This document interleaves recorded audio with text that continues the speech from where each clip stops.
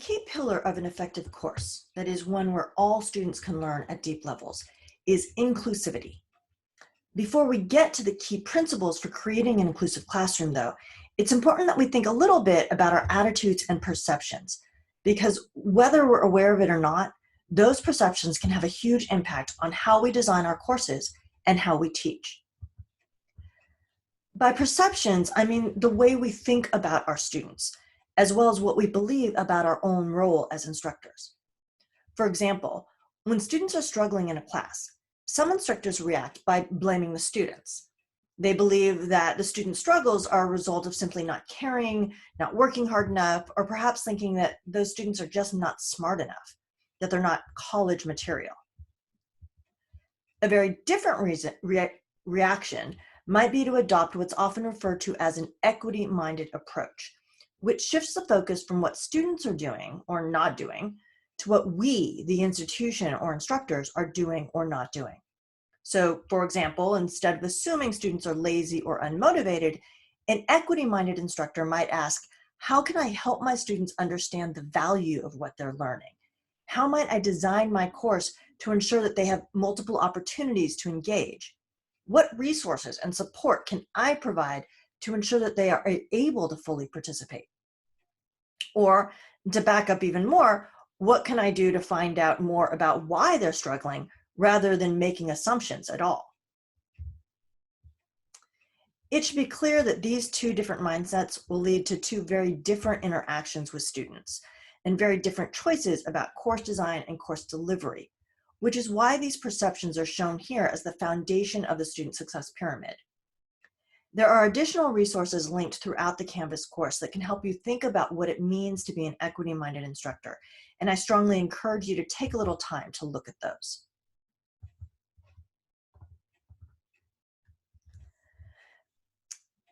Staying equity-minded will make it much more likely that you naturally incorporate the 6 core principles of equitable and inclusive teaching shown here.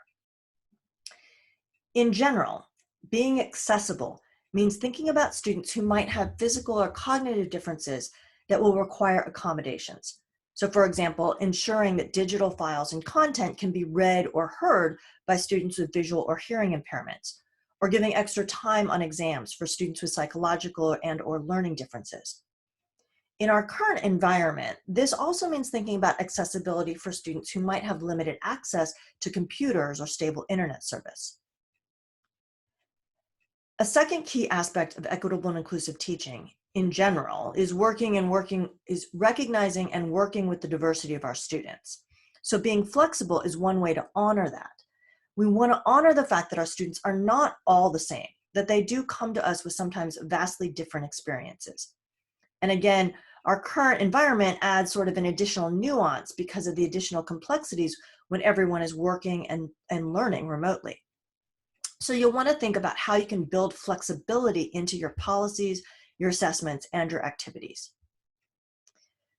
Being identity conscious is one way to incorporate that flexibility.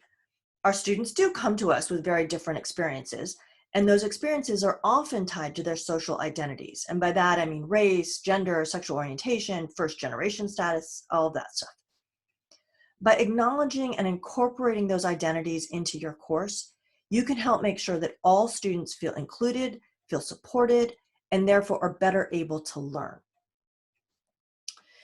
Being proactive is particularly important for ensuring equity and inclusion because it's often the students who most need our help and support who are least willing to or able to ask for it.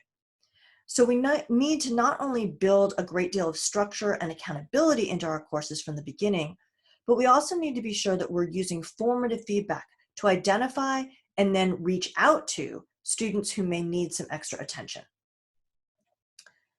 The last two principles are fundamental tenets of effective teaching, but they are particularly important for students from traditionally underrepresented backgrounds.